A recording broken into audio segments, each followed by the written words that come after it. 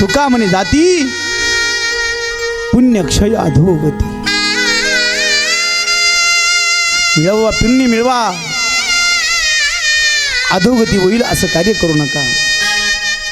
पुन्हा जन्माला यायचं नाही दादा आपल्याला.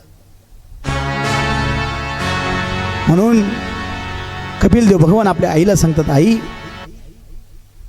ज्ञानी योगी ज्ञान मार्गाने, कर्मयोगी सेवेने मुक्त होता. अहिल्यादेवी, भाऊराव पाटील, महात्मा ज्योतिबा फुले,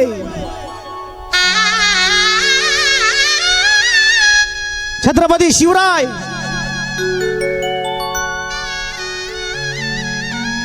डॉक्टर बाबासाहेब आंबेडकर,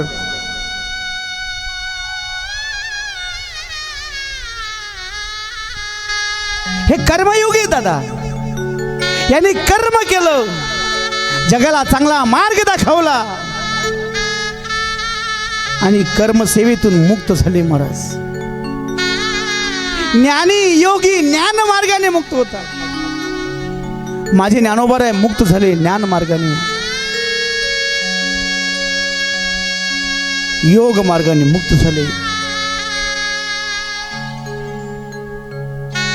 मग ज्ञानयोगी ज्ञान मार्गाने तर कर्मयोगी सेवेने मुक्त होतात. मग आपलं काय होतं ते सांगा महाराज. मनुष्याचं काय होतं? मनुष्य जन्माच्या जीवाची गती कशी बनते ते सांगा. आणि त्यावेळेला कपिलदेव भगवान आपल्या देवती आईला सांगतात, आई ज्यावेळी जीव मनुष्य देहाचा आश्रय घेतो तो केवळ त्याच्याच पूर्वकर्मानुसार, त्याच्याच पूर्वकर्मानुसार आपल्याला जो मानव देह मिळतो ना, तो आपल्या पूर्वकर्मानुसार मिळत असतो. आपल्याला मानव जन्माला येऊन जे सुख मिळतं, जे दुःख मिळतं ना, ते पूर्वकर्मानुसारच मिळत असतं. आज तुमच्या घरामध्ये भागवत कथा होते ना, तुमच्या वाडवडिलांचं काहीतरी पुण्य असेल याचं उदरी घालण्यामध्ये, त्याच्यामुळे पुण्यकर्म घडते गाडं. माझ्या वाडवडिलांनी काहीतरी पुण्याचा साठा तयार केला असेल, म्हणून हा ज्ञानाचा साठा, श्रीमद भागवताचा साठा अरे माझ्यापर्यंत आला आणि जगाला समर्पित करण्याकरता, वाटचाल करण्याकरता मिळाला. याचं कारण आहे जे आपल्या जीवनामध्ये आपल्या पूर्वकर्माचं हे फळ आहे.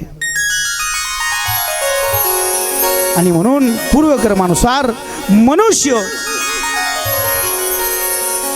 या मनुष्य देहाचा आश्रय करतो आणि तो पुरुषाच्या विर्यातून स्त्रीच्या उदरामध्ये प्रवेश करतो. एका रात्रीत स्त्रीच्या रजामध्ये एकरूप होतो. 5 रात्रीमध्ये त्याचा बुडबुडा तयार होतो. 10 दिवसामध्ये बोटा एवढी आठवडी तयार होते. मांसपेशीत त्याचं रूपांतर होतं. 1 महिन्यात त्याचं डोकं तयार होतं. 2ऱ्या महिन्यामध्ये हातपाय तयार होतात.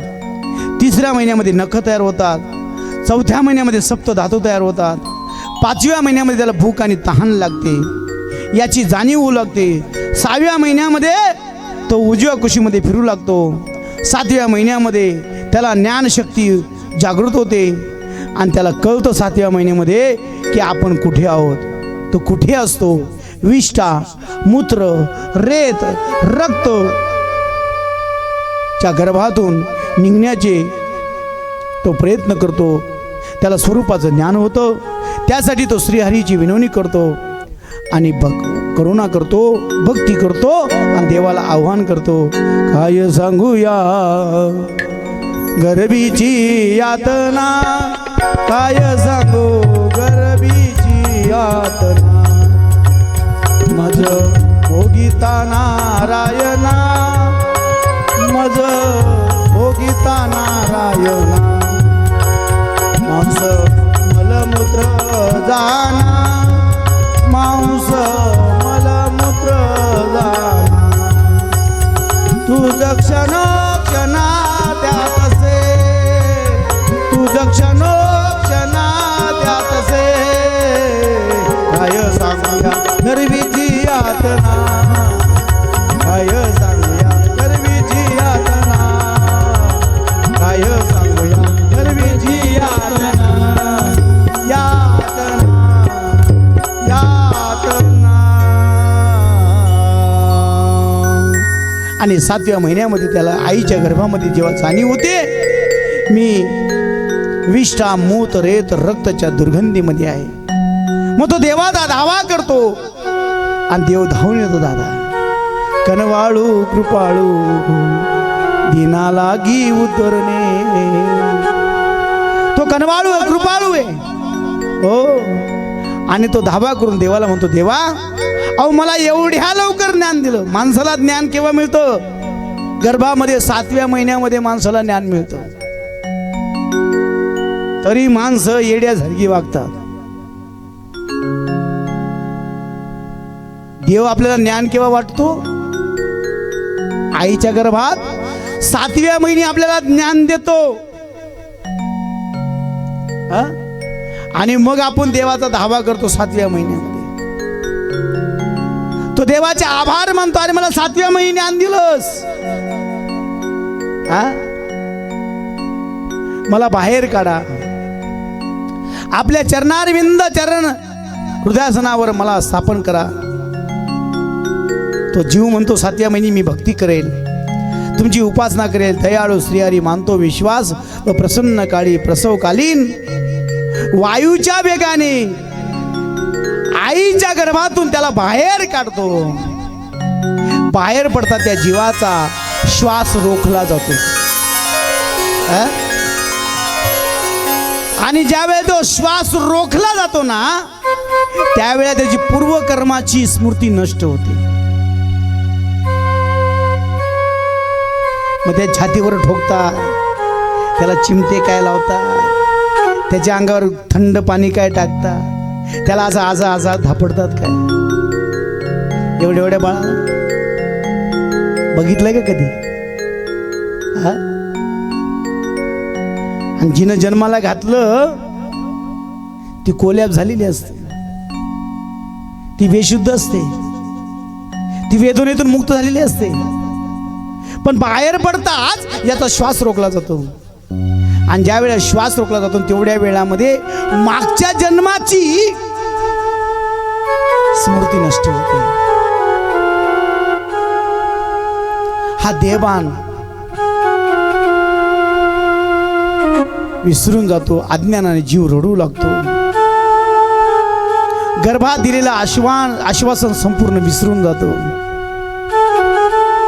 जीवनभर घर गृहस्थीत आसक्त राहतो. बालपण, तरुणपण, वृद्धापण, अंतकाळ, शेवट येतो आणि मग याला देवाची आठवण येते. माणसाला देवाची आठवण केव्हा येते? शेवट.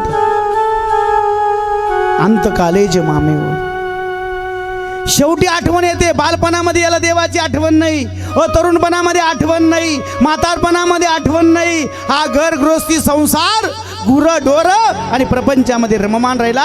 यांनी कधी देवाची भक्ती केली नाही आणि शेवटच्या वेळी हा देवाची आठवण करतो. पण आता काय उपयोग आहे? वेळ संपलेली आहे. गात्र गलित झाले, नाक मुख गळू लागले, लाड आणि शेमूड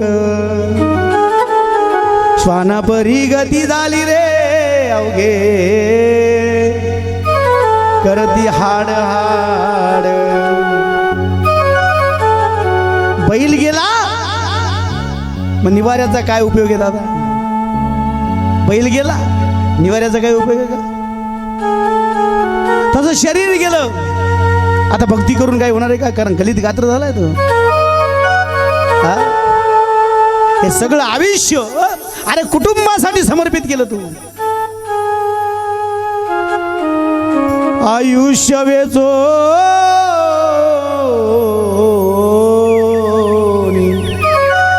कुटुंब पोशिले. तू फक्त कुटुंबाचा विचार केला, तू याशिवाय स्वतःच स्वहित काही केलंच नाही. केल्या कर्माची फळे वासना लिंग देहावर लिप्त होऊन राहतात. आणि मग मनुष्य वासनेमध्ये लुप्त होतो. वासनेच्या संगे जन्म येणे लागे. पुन्हा जन्माला येतो, पुन्हा वासना, पुन्हा जन्म, पुन्हा वासना. पंचमहाभूत पदार्थांचा स्थूल देहामार्फत आता सुख भोगण्याची शक्ती संपते, म्हणजेच मृत्यू. कपिल देव सांगतात, आई जीवनात केवळ सत्संगाने पुनरुपी जन्म पुनर्जन्म या दुःख चक्रातून ब्रह्मचर्य लागत नाही. तुम्हाला पुन्हा जन्माला यायचं नाही, संसारात दुःख भोगायचं नाही ना, मग एक काम करा, अखंड देवाचं भजन करा. सत्यम शोच दया मौनम बुद्धी श्री शमशमा शमो दमो भगशती यत्संगात्यति संक्षयम. यापेक्षा स्त्री आणि स्त्री संगीच्या संगतीने जास्त बंधन होते. म्हणून स्त्रीच्या मोहामध्ये माणसानं जास्त अडकू नये. हे मी नाही सांगत, हे शास्त्र सांगतं. यो शीतंग देहा पुसोया तत्संगीतं संगता. कपिल देव भक्त सांगतात, आई मी मोक्ष मार्गाचं सर्व गुंता सोडून दर्शन घडवलं. या मार्गाचा अवलंब करणारा जीव कधीच या चक्रामध्ये अडकत नाही, तो मुक्त होतो, या चक्रामध्ये सापडणार नाही. आणि म्हणून तू एक काम कर, तू भगवंताचं अखंड सेवन कर, भगवंताचं भजन कर. एवढं बोलून कपिल भगवान माता देवतीला वंदन करतात आणि प्रस्थानाला आज्ञा मागतात. नंतर माताच देवती कपिल भगवंताला वंदन करते. आता माता पित्या पुत्राचं नातं संपलंय. देवती शिष्य बनली आणि कपिल भगवान गुरुत्व पावले आणि म्हणाले, भगवन आपल्या लीला श्रवणानं, नामस्मरणानं, नामसंकीर्तनानं पापीतली पापी सुद्धा मुक्त होतो. मी तर आपल्या सत्संगाचा लाभ घेऊन आत्मानंदाची घोडी चाकत आहे. मला मुक्त व्हायची यत्किंचित शंका नाही, मी मुक्त होणार. हा भाव, हा अंतकरणामध्ये विचार तिच्या आला आणि तिने एकच केला, मुखी नाम हाती मोक्ष ऐसी साक्ष बहुतांची. अशा प्रकाराने विदुर मैत्र्याला सांगतात. नंतर कपिल भगवंताने माता देवतीची आज्ञा घेतली आणि पिता कदर्माच्या आश्रमाला निरोप दिला आणि ईशान्य दिशेला प्रस्थान ठेवलं. सागर संगमी आले. सागराने कपिल मुनीला सागरामध्ये स्थान देऊन स्वागत केलं. इकडे देवतीने कपिल भगवंताचा उपदेश ज्ञानाचा अवलंब करून भगवंताची प्राप्ती करून घेतली. जेथे सिद्धी प्राप्त झाली तेच सिद्धपद नावाने प्रसिद्ध झालं. त्यालाच सिद्धपूर म्हणतात, त्यालाच आपण मातृगया म्हणतो. नारायणा नारायणा श्रीमन्नारायण नारायण नारायण नारायण नारायण श्रीमन्नारायण नारायण नारायण श्रीमन्नारायण नारायण नारायण श्रीमन्नारायण नारायण श्रीमन्नारायण नारायण ताली बजाव. हा श्रीमन्नारायण नारायण नारायण नारायण श्रीमन्नारायण नारायण नारायण श्रीमन्नारायण नारायण नारायण श्रीमन्नारायण नारायण नारायण श्रीमन्नारायण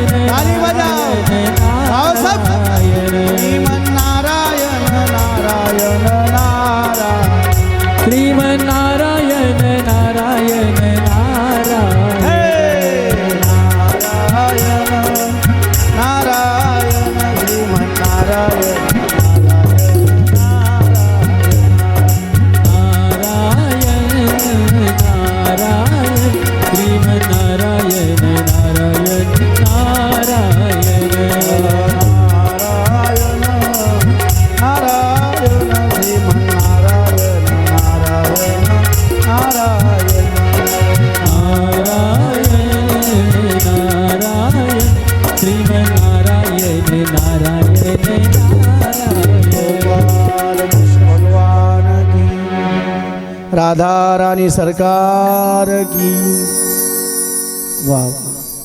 अशा प्रकाराने महाराज आपण स्वयंभू मनूच्या मुलींचा कन्या विस्तार पाहिला. आता त्याच मनुराजाला 2 मुलं होती. हा, एका मुलाचं नाव होतं उत्तानपाद, इकडे लक्ष नाही का. एकाचं नाव होतं प्रियव्रत. हा, आपण स्वयंभू मनूच्या कन्यांचा विस्तार पाहिला. आता मुलांचा विस्तार पाहिजे आहे. हा, किती मुलं होते मनुराजाला? किती मुलं होते? तुम्ही बोलत नाही का?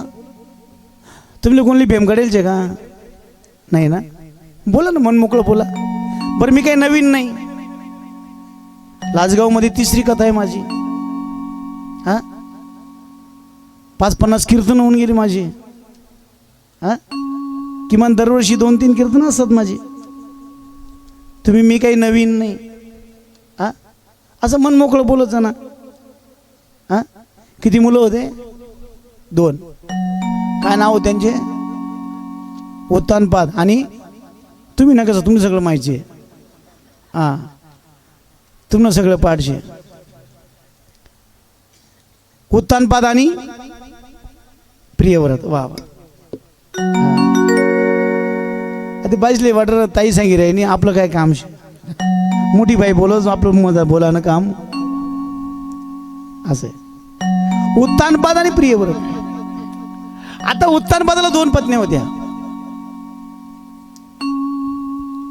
किती होत्या? 2. एकीचं नाव होतं सुनीती, एकीचं नाव होतं सुरुची. प्रत्येकीला एक मुलगा होता. हा, एकाचं नाव होतं उत्तम आणि एकाचं नाव होतं ध्रुवबाळ. आता ध्रुवबाळ होता 5 वर्षाचा. बरं, सावत्र होत्या, सवती होत्या, एकत्र राहतील का महाराज? नाही. म्हणजे सुरुची होती ना ती राजवाड्यात राहायची आणि जी सुनीती होती ना ती गावाच्या बाहेर राहायची. एक छोटस घर होतं, झोपडी होती.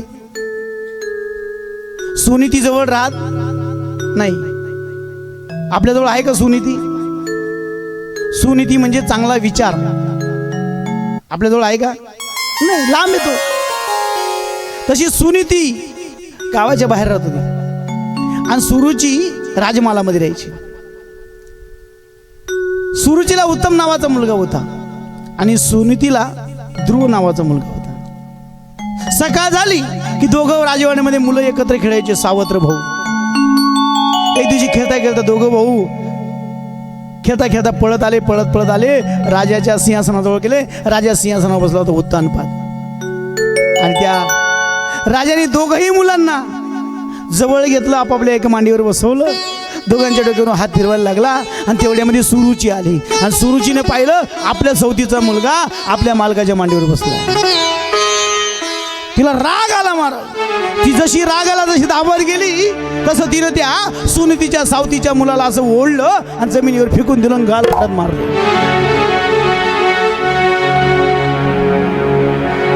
गाल फटात मारली आणि ते बाळ रडायला लागलं. तान तुझं बाळ आई रडते धाई धाई ग. तान तुझं बाळ आई रडते धाई धाई ग. ये ना माझी आई, ये ना माझी आई, ये ना माझी आई, ये ना माझी आई. तान तुझं बाळ आई रडते धाई धाई ग.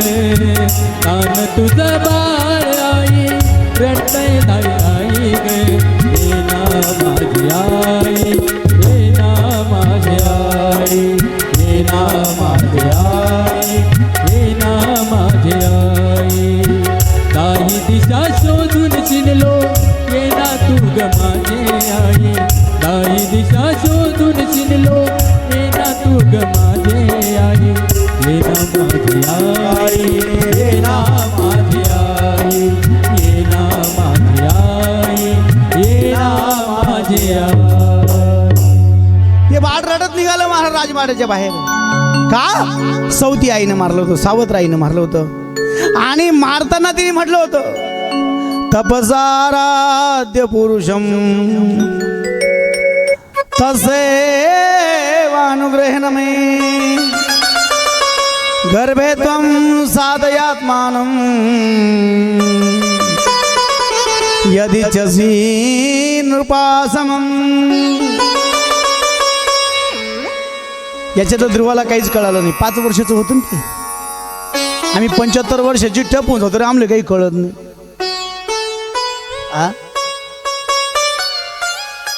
75 100 वर्षाची होत होतो. मसनात कवऱ्या जातात आपल्या, तरी आपले काही समजत नाही. मग मला सांगा 5 वर्ष ना पोऱ्याला काही कळे का हो?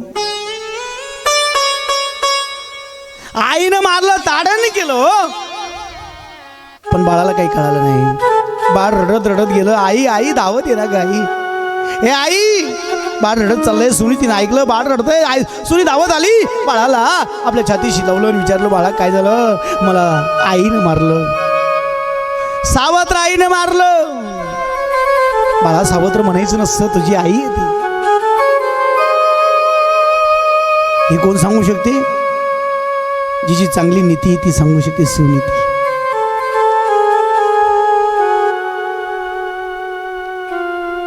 तू काहीतरी खोडी केली असेल म्हणून आईनं मारलं असेल तुला रे.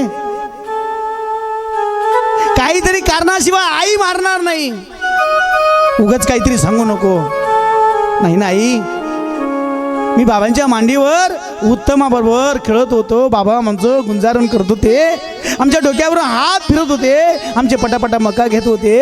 आणि तेवढ्यामध्ये ती आई धावत आली. तिनं माझं बखाट धरलं, असं लांब फेकलं आणि मला ताडण केलं. आणि मला म्हटली, काय म्हटली बाळा? आई नाही कळालं, पण ध्रुव बाळ म्हटलं मला एक वाक्य कळालं. म्हणजे काय? तपसाराध्य पुरुषम. सुनीती म्हटली, अरे आईनं चांगल्या करता मारलंय. म्हणे काय? जर तुला बापाची मांडी पाहिजे असेल तर तप कर, आराधना कर आणि त्या परम पुरुषाला, अधोक्ष परमात्माला अरे प्राप्त कर आणि मग बापाच्या मांडीवर बस.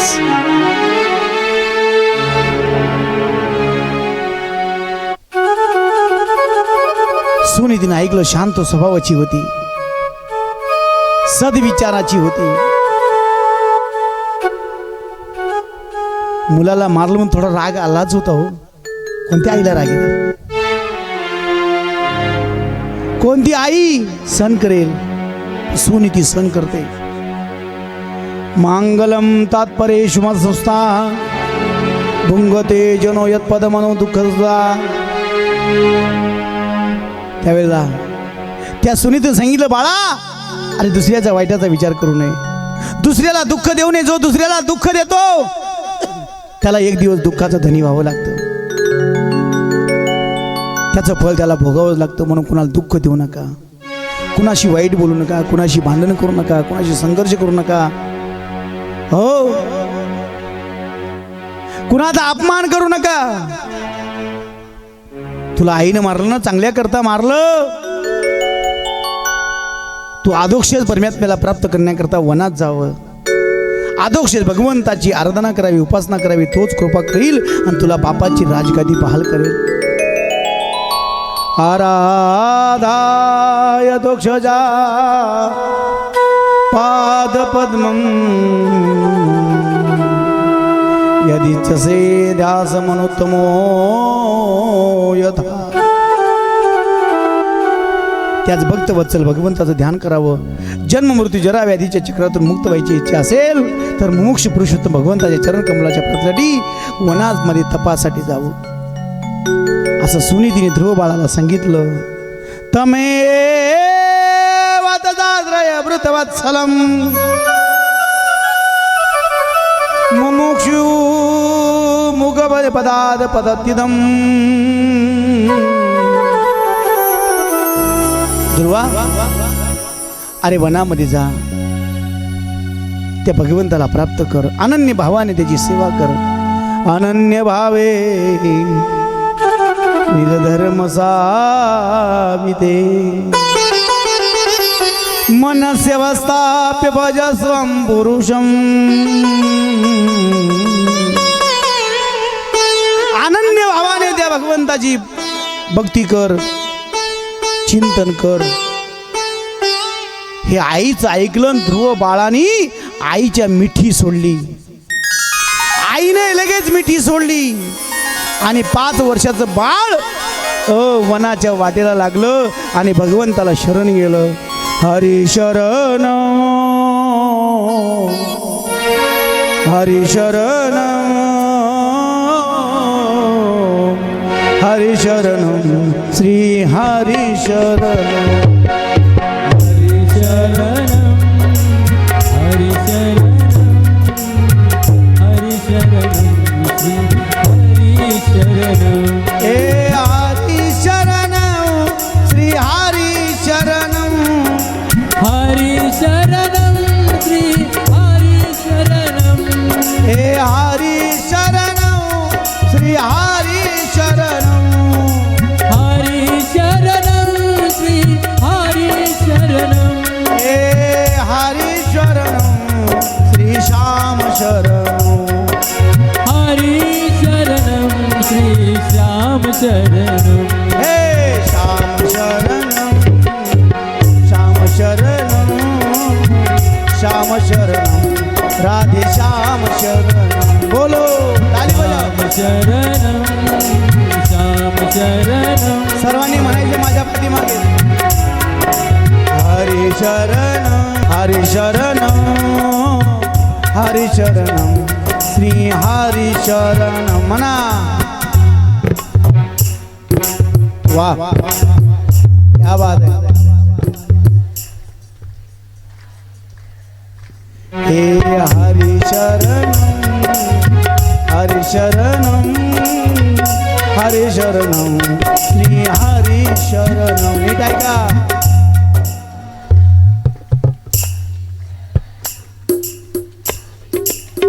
एक टाळी. ए हरी शरण श्री हरी शरण बोला. ए हरी शरण श्री हरी शरण.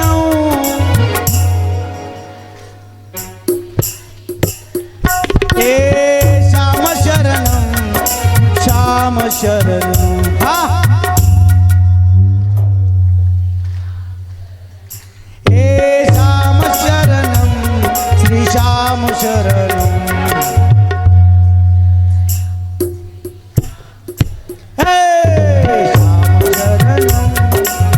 श्याम शरण श्याम शरण राधे श्याम शरण.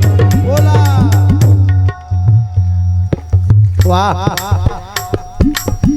मशरणम राधे श्याम शरण. हे श्याम शरण श्याम शरण राधे श्याम शरण.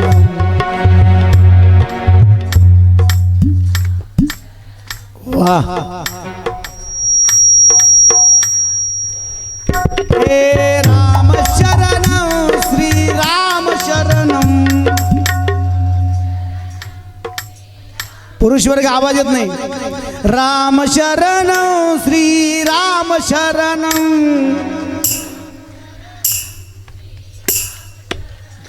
ए राम शरण श्री राम शरण.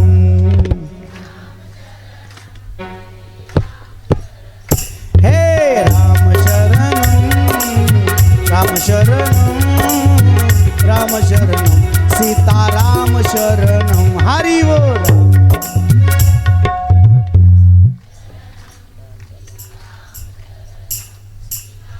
सब बोलो.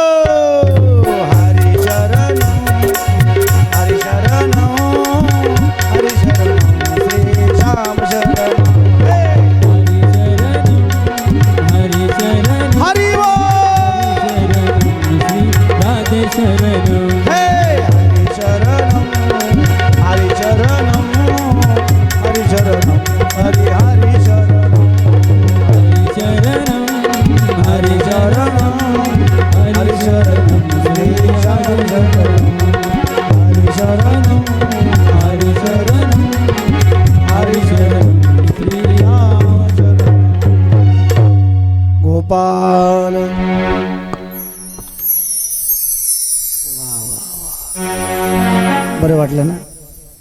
बघा बरं. हा 5 मिनटं देवाचं भजन केलं तर किती बरं वाटलं मला. आयुष्यभर केलं तर किती बरं वाटेल हो. बऱ्यातलं बरं वाटेल. हा आणि आईच्या मिठीतून सुटला, आईची आज्ञा घेतली आणि ध्रुव बाळ वनगमनासाठी निघाला. हा ऐका ना, आईच्या चरणामध्ये स्वर्गाचा दरवाजा असतो आणि आपलं मस्तक आईच्या चरणावर ठेवलं की स्वर्गाचा दरवाजा उघडतो. हा आणि ध्रुवबाळ निघाला 5 वर्षाचं. भजन कसं करावं, कुणाचं करावं, उपासना कशी करावी, आराधना कशी करावी, तो देव कसा आहे, परमात्मा कसा आहे, काहीच माहिती नाही मला. पण निघाला. याची जाण मात्र नारद भगवंताला झाली. आणि ज्या वाटेनं ध्रुवबाळ चालला होता ना, त्याच वाटेनं नारद पुढे आडवा आला. नारायण नारायण. आणि नारदाने विचारलं, बाळा कुठे निघालास? ध्रुवबाळाने सांगितलं, अधोक्षज पाद पद्म सेवनम. त्या अधोक्ष परमात्म्याचे चरण कमल प्राप्त करण्याकरता निघालो आहे.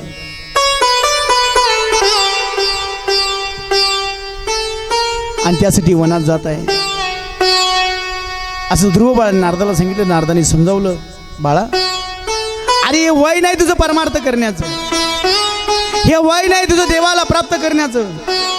या वयामध्ये खेळावं, खावं, प्यावं, बागडावं, राजमहालामध्ये बाळ गोपाळांमध्ये रमावं. अरे योगी जपी तपी यांना सुद्धा दुर्लभ असतो तो भगवंत. तुला कसा प्राप्त होणार आहे? ध्रुवबाळाने सांगितलं, नारदा तुझा उपदेश मला मान्य नाही आहे. मी निघालोय आता, मला तुझा उपदेश भोगायचा नाही.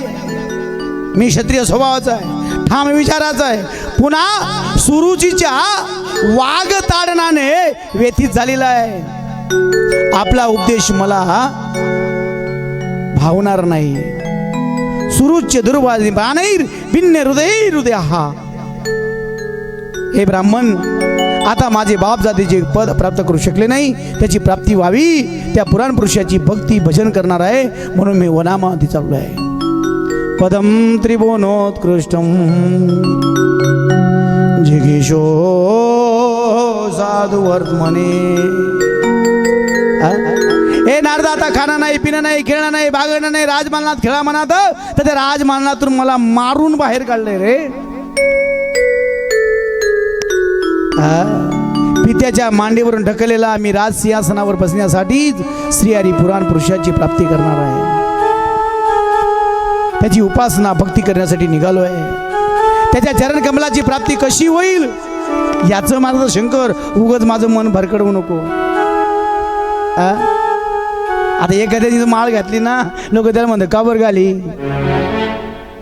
अरे ज्यानं माळ घातली त्याला नेहमी समजून सांगा, भाऊ रामकृष्णारी म्हटलं पाहिजे, एकादशी केली पाहिजे, आईवडिलांची सेवा केली पाहिजे, हरिपाठ म्हटलं पाहिजे, हे शिकवलं पाहिजे ना त्याला. उलट आपण म्हणतो माळ काबर घाली, तुला काही वयच आहे का? मग त्यानं की वय केवळ वय मसनात जायचं का? ऐका ना. म्हणून मला आता ते ऐकायचं नाहीये. हे ऐकून नारद प्रसन्न झाले. ध्रुव बाळापर्यंत पक्का निर्धार पाहून नारद सांगतात, ध्रुवा ए बाळा, तू आता त्या भगवंताला प्राप्त करण्याकरता यमुनेच्या काठावर जा, मधुवनामध्ये थांब, कालिंदीमध्ये स्नान कर. तेथे श्रीकृष्णाचं अखंड वास्तव्य असतं.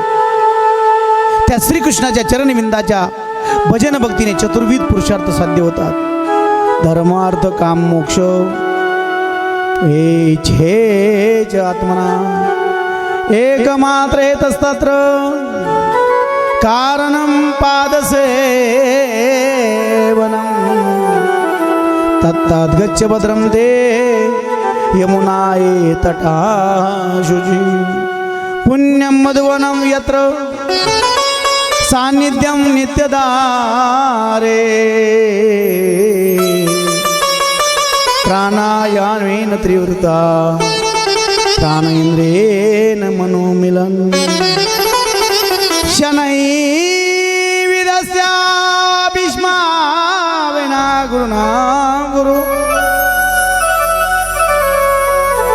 जिथे अखंड भगवंताचं वास आहे, वास्तव्य आहे, त्या कालिंदी नदीमध्ये जा, स्नान कर, मधुवनामध्ये धाम, वृंदावनामध्ये जा. ध्रुवाने नारदाचा उपदेश ऐकला, नारदाच्या जमलकपणे वंदन केलं, नारदाला परिक्रमा केली आणि ध्रुव मधुवनाकडे आला, वृंदावनामध्ये गेला, कालिंदीमध्ये स्नान केलं. ऐका, आणि आसन लावलं. नारदाने वर्णन केलेल्या श्रीहरी विग्रहाचं ध्यान केलं आणि ध्यानामध्ये भजन करण्याकरता नारदानी वासुदेव मंत्राचा अनुग्रह दिला. ओम नमो भगवते वासुदेवाय. ओम नमो भगवते वासुदेवाय. ओम नमो भगवते वासुदेवाय. ओम नमो भगवते वासुदेवाय. वासुदेवाय नमो वासुदेवाय. वासुदेवाय नमः वासुदेवाय. ओम नमो भगवते वासुदेवाय. ओम नमो भगवते वासुदेवाय. ओम नमो भगवते वासुदेवाय. ओम नमो भगवते वासुदेवाय. आणि ध्रुव बाळांनी महाराज नारदांकडनं मंत्र घेतला. ओम नमो भगवते वासुदेवाय. स्नान केलं, आसन लावलं आणि पहिल्या महिन्यामध्ये 3-3 दिवसांनी उठायचा, स्नान करायचा, कवठं बोरं मिळेल ते खायचा, पुन्हा आसनावर बसायचा आणि ओम नमो भगवते या मंत्रात जप करायचा. महिना झाला, दुसऱ्या महिन्यामध्ये 6-6 दिवसांनी उठायचा. आता स्नान करायचं, वाळलेली पानं खायची, आसन लावून जप करायचा. तिसऱ्या महिन्यामध्ये आता 9-9 दिवसांनी उठायचं. 9 दिवस एका जागेवर बसायचं. 9 दिवसांनी उठायचं, स्नान करायचं, जलपान करायचं, पुन्हा आसन लावायचं, ओम नमो भगवते या मंत्राचा जप करायचा. 4था महिना लागला. 4थ्या महिन्यामध्ये 12-12 दिवसांनी ध्रुव बाळानं उठायचं, स्नान करायचं. आता कवठं नाही, बोरं नाही, फळं नाही, पान नाही, पाणी नाही, आता फक्त वायू भक्षण करायचा.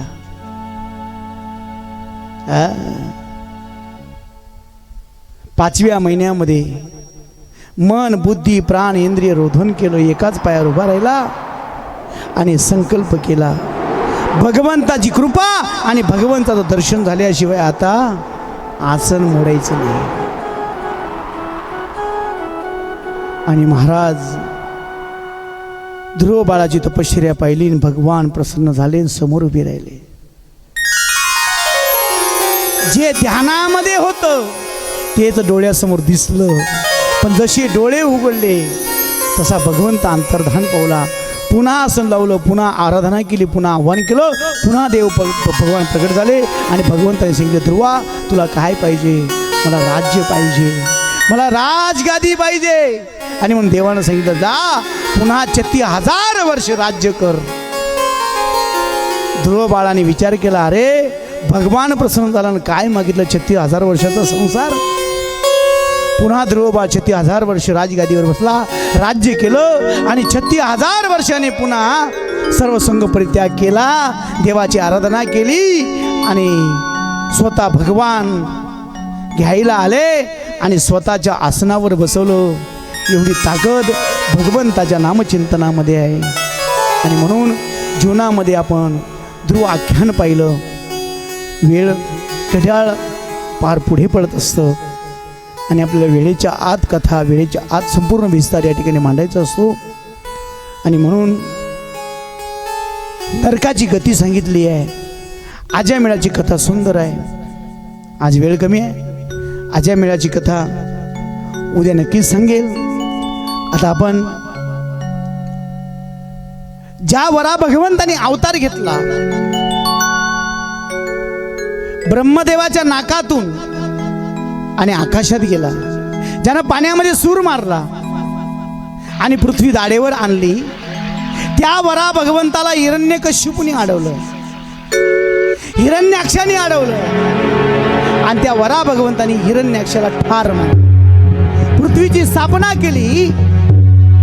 आणि त्या हिरण्याक्षाच्या भावाला राग आला की माझ्या भावाला यांनी मारलं, म्हणून हिरण्याक्षाचा भाऊ आपल्या भावाला मारलं, म्हणून हिरण्यकशिपू मंदराचल नावाच्या पर्वतावर गेला आणि त्या ठिकाणी त्यांनी अघोर अशी तपश्चर्या केली. एका पायाच्या एका अंगठ्यावर उभा राहिला, आकाशाकडे दोन्ही हात गेले, आकाशाकडे डोळे लावले. 1000 वर्ष मंदराचल नावाच्या पर्वतावर घनघोर तपश्चर्या केली.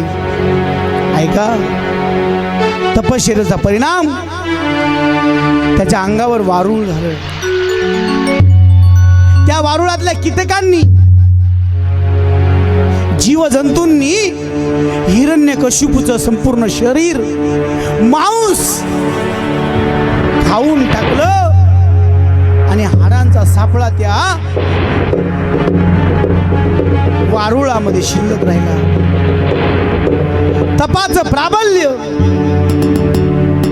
त्या वारुळातून धूर निघू लागला, अग्नीच्या ज्वाळा बाहेर पडू लागल्या आणि त्या अग्नीच्या ज्वाळा आकाशाला भिडू लागल्या. आकाशातले देव पळू लागले, आकाशातले तारे गण खाली पडू लागले, समुद्र उकळू लागला, नद्या आटू लागल्या, जंगलाला वनवा पेटला, पशु पक्षी जीवजंतू मरायला लागले. सगळे देव घाबरले, ब्रह्मदेवाकडे गेले. ब्रह्मदेव नारायणाकडे गेले आणि नारायणाला सांगितलं त्या हिरण्यकशिपूची तपश्चर्या फळाला आणा. नारायणानं सांगितलं जा, त्याची जी इच्छा असेल त्याला ती प्रगट कर. म्हणून नारायणाच्या आदेशाने ब्रह्मदेव त्या मंदराचल नावाच्या पर्वतावर आला आणि त्या वारुळाजवळ गेला. ब्रह्मदेवानं कमंडलूतलं पाणी घेतलं आणि त्या वारुळावर मंत्र ग्रहित केलं. वारुळाचे 2 तुकडे झाले आणि त्या वारुळातून सुंदर बलवान असा नरदेह बाहेर आला. हिरण्यकशिपूला पुनर्जीवन मिळालं, पुनर्शरीर मिळालं आणि ब्रह्मदेवाला हिरण्यकशिपूने हात जोडले, नतमस्तक झाला. ब्रह्मदेवा, तुम्ही माझ्यावर कृपा केली. ब्रह्मदेव म्हटला, मी नाही, त्या नारायणाने मला इथे पाठवलं. तुझी काय इच्छा आहे? त्या नारायणाने पाठवलं. हो. हिरण्यकशिपू म्हटला, याच नारायणाने वराह रूपामध्ये माझ्या भावाला ठार मारलो,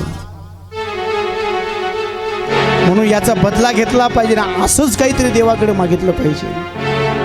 म्हणून हिरण्यकशिपूने ब्रह्मदेवाला सांगितलं, मला अजर व्हायचंय, मला अमर व्हायचंय, मला दिवसा मरण नको, रात्री मरण नको. दिवसा मरण नको, रात्री मरण नको, खाली मरण नको, वरती मरण नको, शस्त्राने मरण नको, अस्त्राने मरण नको, मला पशुपासून मरण नको, मला माणसापासून मरण नको. आणि म्हणून ब्रह्मदेवानी नारायणाच्या आदेशाने त्याची इच्छा पूर्ण केली आणि त्याला वर दिला. हिरण्यकशिपू अमर झाला.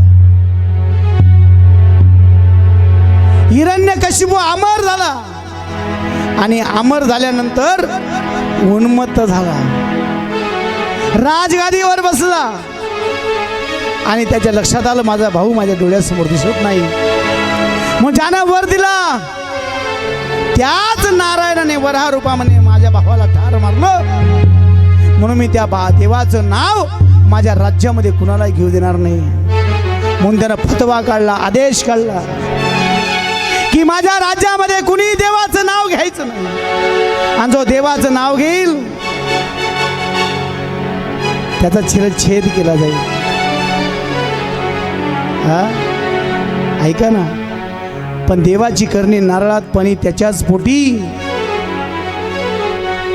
भगवंत भक्त रूपामध्ये हा प्रल्हादाच्या रूपामध्ये अवतीर्ण झाले. ऐका, प्रल्हादाच्या रूपामध्ये अवतीर्ण झाले. आणि प्रल्हाद कयाधूच्या पोटी जन्माला आला आणि भगवंताचं गर्भामध्ये भजन करू लागला. नारायणा नारायणा कृष्ण गोविंद गोपाल नारायणा नारायणा नारायणा कृष्ण गोविंद गोपाल नारायणा. आणि भक्त प्रल्हाद हिरण्यकशिपूच्या पोटी कयाधूच्या पोटी जन्माला आलेला आहे. हिरण्यकशिपूच्या राज्यामध्ये कोणीच भजन करत नाही, पण त्याच हिरण्यकशिपूच्या पोटी जन्माला आलेला भक्त प्रल्हाद अखंड भजन करतोय. नारायणा नारायणा कृष्ण गोविंद गोपाल नारायण. ताली बजाव. हा हा नारायणा भक्त प्रल्हादाचं आगमन होतंय. सगळे टाळी वाजवा. कृष्ण गोविंद गोपाल नारायणा. नारायणा नारायणा कृष्ण गोविंद गोपाल नारायण. नारायणा नारायण सब गाओ. कृष्ण गोविंद गोपाल नारायण. कृष्ण गोविंद गोपाल नारायण म्हणा म्हणा.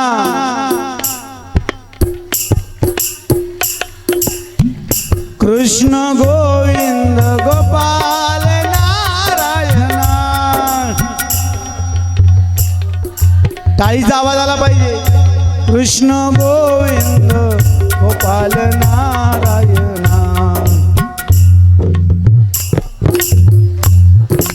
होय नारायणा नारायणा कृष्ण गोविंद गोपाल नारायणा.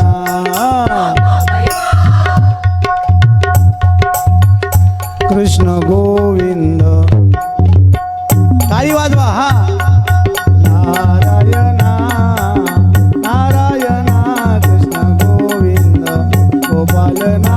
चप्पल काढ. नारायणा नारायणा कृष्ण गोविंद गोपाल नारायणा. आणि हिरण्यकशिपूने सांगितलंय कुणीही राज्यामध्ये भगवंताचं नाव घ्यायचं नाही, कुणीच भजन करत नाही महाराज. ऐका, वा वा. हिरण्यकशिपू तर लईच रुबाबदार आहे भाऊ. आ हा हा. असं वाटतंय ओरिजिनल हिरण्यकशिपू आहे. वा वा वा. हा ही पात्र मिळायला सुद्धा भाग्य लागतं बरं का, पुण्य लागतं. हा मी नाही, मी बसला. वा बस बस. तो तरी काय करीन, 1.5 तासापासून तिथं झाडाखाली उभा आहे तो. मी सांगितलं ना माझं सगळं लक्ष राहतं कोण कुठं काय करतं. हा आता आले आले वायरी काढून टाकल्या गडीनं. हा धक्का लावून गेला. आणि हिरण्यकशिपूने सांगितलं कुणीच देवाचं नाव घ्यायचं नाही, कुणीच नाव घेत नव्हतं. पण त्याच्याच पोटी कयाधूच्या पोटी भक्त प्रल्हाद जन्माला आला. आणि जन्माला येता तो भजन करायला लागला. नारायणा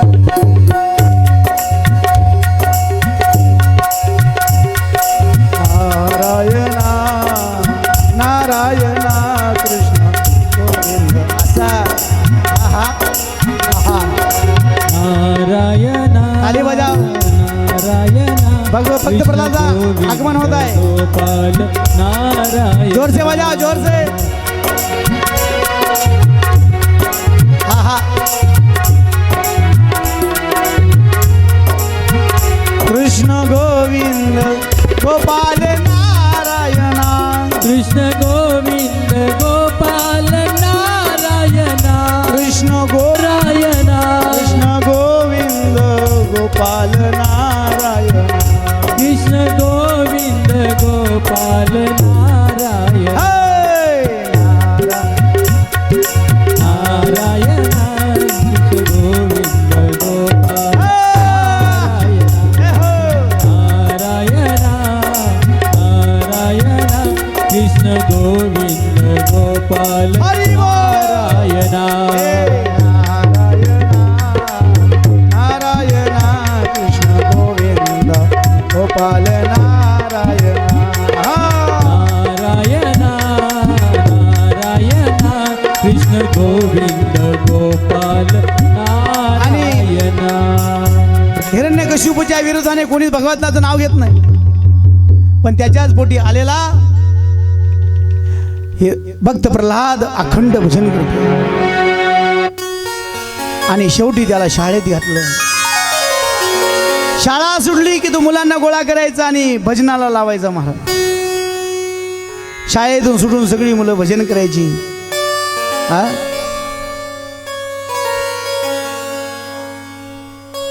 त्याला शाळेतून काढून टाकलं हिरण्यकशिपूने। हा, ए शाळेतून काढून टाकलं तरी त्यानं आपलं भजन बंद केले। नारायण नारायण कृष्ण गोविंद गोपाल नारायण, नारायण नारायण कृष्ण गोविंद गोपाल नारायण। आणि नारायणाचं भगवंत भजन करतोय भक्त प्रल्हाद। हिरण्यकशिपूला राग आला, अरे माझं सगळं गाव ऐकतंय, सगळं राज्य ऐकतंय, कोणी देवाचं नाव घेते। खाली बस, अजून नाही टाइम। माझं कोणी नाव देवाचं घेत नाही आणि माझ्या पोटी येऊन त्या देवाचं भजन करतोयस। हा? म्हणून त्याला उन्मत्त हत्तीच्या पायाखाली दिलं। हाय नारायण,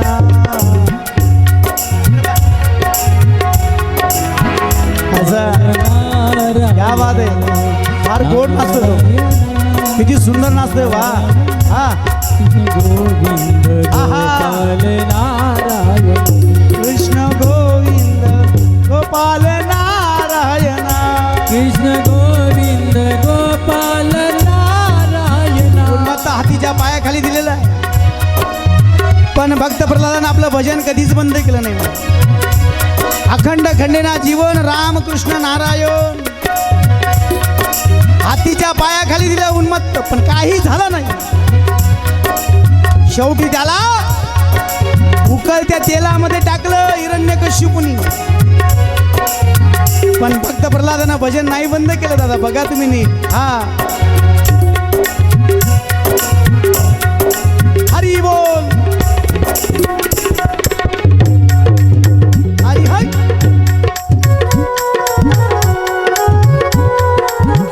उकळत्या तेलात टाकलं तरी त्यांचं भजन चालूच आहे। तलवारीने वार केले, शस्त्रास्त्र उगारली, एवढंच नाही महाराज, त्याला दोरखंडाने बांधून टाकलं, त्याला विष पाजलं, पण भक्त प्रल्हादानं भजन नाही बंद केलं दादा। नारायण नारायण कृष्ण गोविंद गोपाल नारायण, हे नारायण नारायण कृष्ण गोविंद गोपाल नारायण, कृष्ण गोविंद गोपाल नारायण, गोविंद गोपाल नारायण, कृष्ण गोविंद गोपाल नारायण। उकळत्या तेलात टाकले, तलवारीचे वार केले, शस्त्रास्त्रांचे वार केले. दोरखंडानं आवळला महाराज, वायरी काढल्या, तरी त्याचं भजन बंद नाही झालं. हा?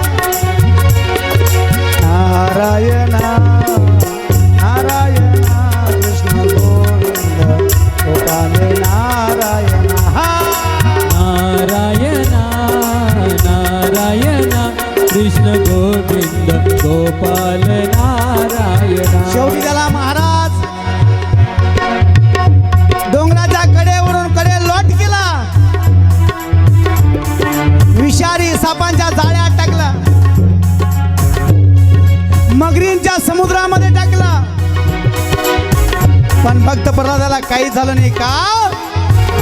तो त्या अखंड भगवंताचं भजन करत होता. मागे पुढे उभा राय सांभाळीत, अरे आली आघात निवाराया, योग क्षम त्यांचा जाणे जड भारी, आणि वाट दावी करी धरोनिया. अखंड देवाचं भजन करत होता. सगळे उपाय संपले दादा, हिरण्यकशिपूचे सगळे उपाय संपले. शेवटी साम दाम दंड आणि भेद. हिरण्यकशिपूचे एकलग्नाच्या हिरण्यकशिपूचे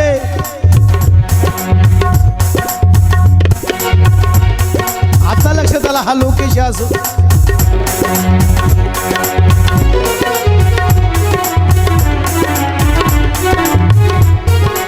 लोकेश खूप चांगलं काम करतो बरं का, खूप धावपळ करतोय. तो मला संध्याकाळी म्हणे महाराज लय दमलो आज.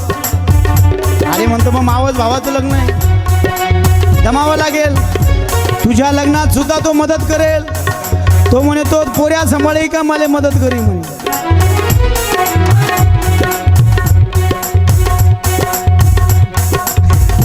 तो म्हणे माझं जेव्हा लग्न होईल ना तेव्हा तो पोऱ्याला सांभाळेल म्हणे. हा, सगळ्यांचा हिशोब होणार आहे, काळजी करू नका.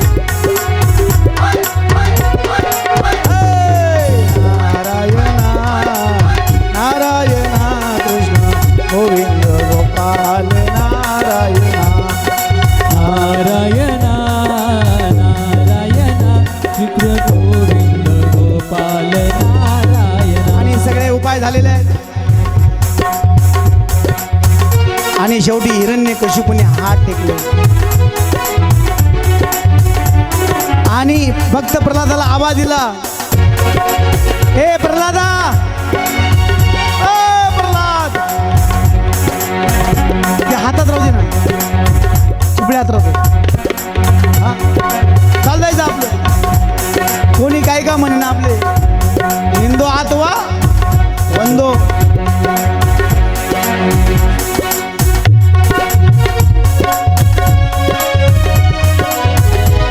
आणि हिरण्यकशिपूने प्रेमाने हाक मारली, प्रल्हादा, हे प्रल्हादा.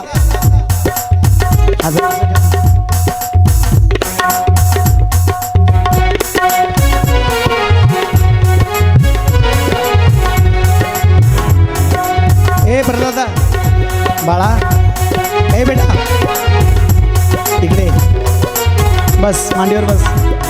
माझ्या नाही त्याच्या. त्याला प्रश्न पडला कोणाच्या मांडीवर बसावं. बाळा बस.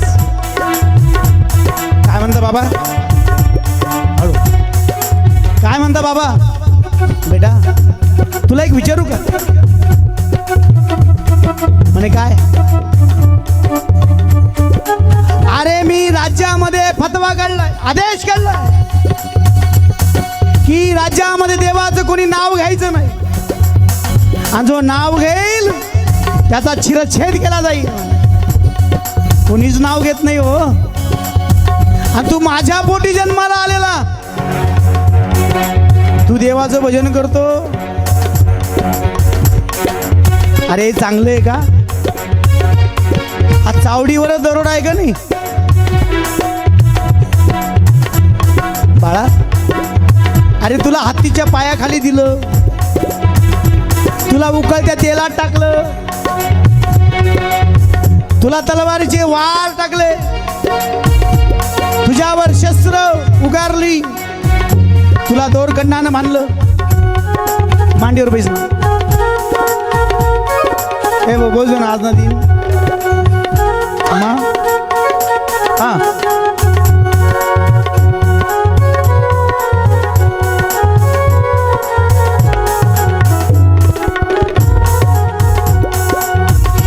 अरे तुला दोरखंडानं बांधलं, तुला विष पाजलं, विषारी सापांच्या विळख्यात टाकलं.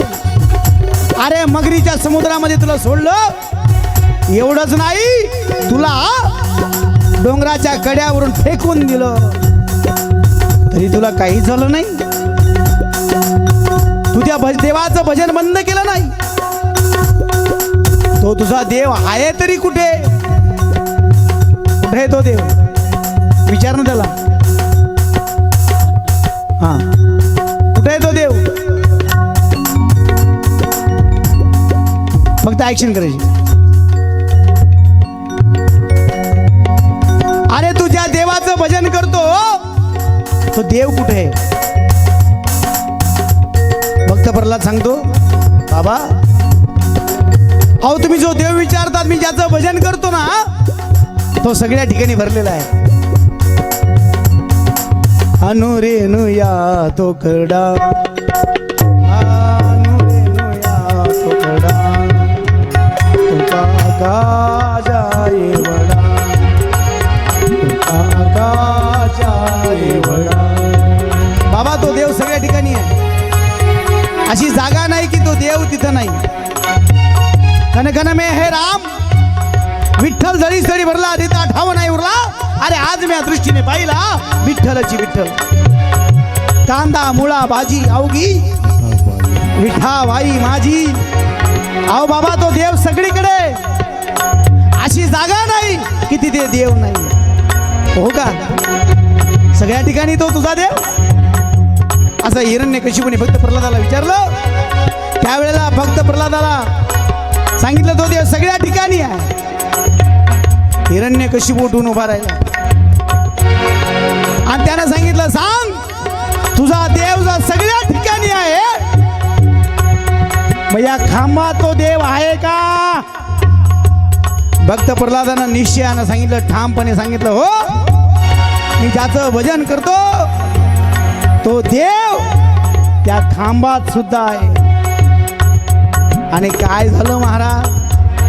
असं म्हणतात हिरण्यकशिपू खांबाकडे धावला आणि खांबावर लात मारली.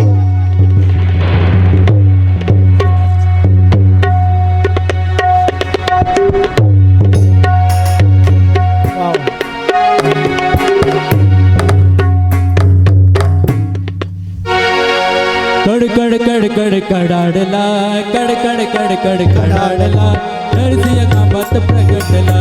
कड कड कड कड कडाडला, नरसिंह खांबात प्रगटला, नरसिंह खांबात प्रगटला, नरसिंह खांबात प्रगटला, नरसिंह खांबात प्रगटला, नरसिंह खांबात प्रगटला.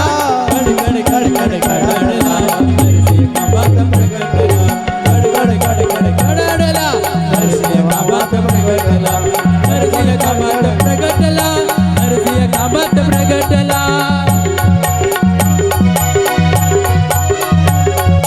नरसिंह खांबात प्रगटला, नरसिंह खांबात प्रगटला, कड कड कड कड कडाडला, नरसिंह खांबात प्रगटला, कड कड कड कड कडाडला, नरसिंह खांबात प्रगटला. आणि महाराज खांबावरी लात माली दुर्जीने आणि स्तंभी नारायणे प्रगटले. नृसिंह भगवान प्रगट झाले आणि हिरण्यकशिपूशी युद्ध करायला लागले. घनघोर युद्ध चाललं महाराज. आकाशामध्ये विजा कडकडायला लागल्या, ढगांचा कडकडाट व्हायला लागला, सुसाट्याचा वारा सुटला. हिरण्यकशिपू आणि नृसिंह भगवंताचं घनघोर युद्ध सुरू झालं. शेवटी हिरण्यकशिपूची इच्छा नृसिंह भगवंतानी प्रस्तुत केली. आणि नृसिंह भगवान खाली बसले आणि दिवसा नको रात्री नको म्हणून 4 वाजेला, खाली नको वर नको म्हणून उंबरट्यावर, शस्त्राने नको अस्त्राने नको म्हणून नख, माणूस नको पशु नको म्हणून नृसिंह, आणि त्याच हिरण्यकश्यपूला शस्त्राने नाही अस्त्राने नाही तर नखांनी त्याचा वध केला, त्याच्या पोटात नख घातली, पोटा बाहेर काढला, हिरण्यकश्यपू खाली पडला रक्ताच्या थारोळ्यामध्ये, आणि नृसिंह भगवान हृदयमान झाले, तांडव करायला लागले.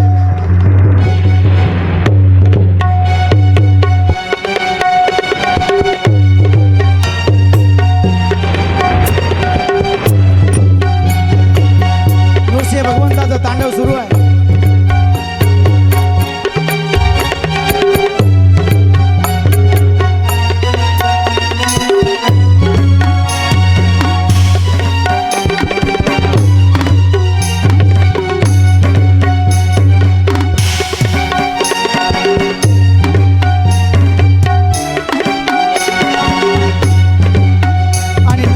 तांडव सुरू आहे.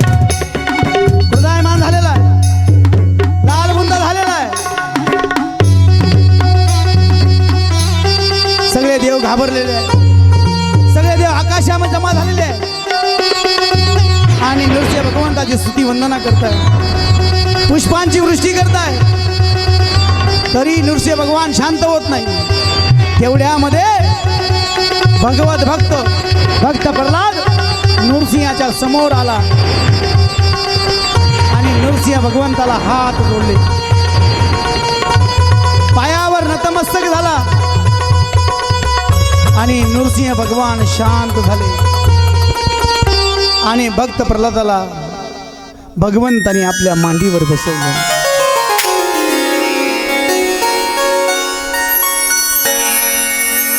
वा. आणि भक्त प्रल्हादाला विचारलं तुला काय पाहिजे ते माग. भक्त प्रल्हादानं काहीच मागितलं नाही. देवा एक काम करा, तुमच्या नामाचा तुमचा द्वेष करणाऱ्या माझ्या वडिलांना मोक्ष प्राप्त करून द्या. त्यावेळेला नृसिंह भगवंताने सांगितलं, अरे तुझ्या वडिलांना मोक्षाची गरजच नाही, कारण ज्याला साक्षात जगाच्या मालकाचा अंगसंग झालाय त्याला मोक्षाची गरज काय. असं म्हणून भक्त प्रल्हादानं हिरण्यकशिपूची स्तुती वंदना केली. आणि विशेष आनंद म्हणजे, विशेष पर्वणी म्हणजे आपल्या या श्रीमद भागवत कथेमध्ये कालच नृसिंह जयंती साजरी झाली. काल नृसिंह जयंती होती, पण आपली कथा मध्ये बसत नव्हतं, नाहीतर आपण त्या दिवशीच तो उत्सव केला असता, परंतु कथेमध्ये ते बसत नव्हतं. म्हणून काल भगवंत नृसिंह भगवंताची जयंती होती आणि आज आपण नृसिंह भगवंताचा जन्म उत्सव अवतार कार्य या ठिकाणी सादर केलं. भक्त प्रल्हादाची भक्ती पाहिली, हिरण्यकश्यपूची तपश्चर्या पाहिली आणि त्या तपश्चर्येचं फळ हिरण्यकश्यपूला गोपी घ्यावे. उठा उठा. वा, नाही झोपला नाही म्हणजे थकलेला तेवढा आहे तो. इथून लाकडं त्यानं एकट्यानं वाहिली भाऊ. हां थोडंसं, बस बस आणि हा लोकेश खूप जीवापाड प्रेम करतो मी त्याच्यावर. छोटासा होता, मी एक लग्नाला जायचो, छोटासा होता एवढा लोकेश, आणि तेव्हापासून त्याला पाहतोय. आणि एक चांगला गोड व्यक्तिमत्व म्हणजे आमचे लोकेश दादा, यांचं काय नाव आहे मधल्यांचं? भक्त प्रल्हाद उमेश. वा वा, तुम ना अय नृसिंह, नृसिंह का नरसिंह? अजय. काल शंकरजी झाले तर काही. वा वा, काल शंकरजी आज नरसिंह ती बाई काय म्हणी अहो रोज काय काय बस वा याला सुद्धा भाग्य लागतं याला सुद्धा पुण्य लागतं आणि असं पुण्यप्रद कार्य या श्रीमद भागवत कथेमध्ये होतं आहे आणि अशा पद्धतीने या ठिकाणी अजय पाटील उमेश दादा आमचे लोकेश दादा यांनी सुंदर अशी वेशभूषा सादर केली आणि ती वेशभूषा सजवण्याचं काम हरिभक्तीपरायण हेमंत महाराज खोंडामळीकर यांनी केलं. एकदा त्यांच्यासाठी जोरदार टाळ्या वाजवा. आजच्या श्रीमद भागवत कथेला सुंदर अशी तबल्याची साथ विकास महाराजांनी केली आणि सुंदर ॲक्टोपॅडची साथ काय मी त्याचं नाव विसरत होतो यशोदीप हां आणि सुंदर असं गायन सुंदर असं ऑर्गन वादक सिंत वादक श्री विलासजी महाराज शेर्डीकर सुंदर अशी सत्संग या ठिकाणी करतायत. सुंदर अशी साऊंड सिस्टीम एकविरा सौंदाने तालुका जिल्हा धुळे या सगळ्यांचं मोलाचं सहकार्य लाभत आहे. आपणही बहुसंख्येनं विशेष उपस्थितीनं या ठिकाणी विराजमान आहेत आणि पाहता पाहता आपल्या कथेची वेळ परिपूर्ण होऊन 10 मिनिटं जास्त झालेत. आता आरती होईल. आरती झाल्यानंतर ज्याला नाचायचं असेल ते नाचू शकतात किंवा आरतीच्या आधी पण नाचू शकतात. म्हणून सगळ्यांनी उभं राहायचं आहे. आरतीची तयारी होईपर्यंत आरतीची यजमान सगळ्यांनी आरती तयारी करायची. आरतीची यजमान उद्या 5वा दिवस कथेचा. उद्या कथेमध्ये भगवान गोपाल श्रीकृष्णाचा जन्मोत्सव साजरा होणार आहे. उद्या येताना सर्वांनी पिवळ्या रंगाच्या साड्या नेसून यायच्या आहेत. की जय राधा राणी सरकार की जय. चटईवर उभं राहा, खाली उभं राहू नका. जय हो जय श्री भागवता आरती करू तुझ भगवंता. श्री शुक मुनीने परम भक्तीने नाना परीने गायले जा हरिचरिता. आरती करू तुझ भगवंता. जय हो जय श्री भागवता आरती करू तुझ भगवंता. वेद करो जय मधुर फळ साधुर से सर्व आत्मा राम मुनी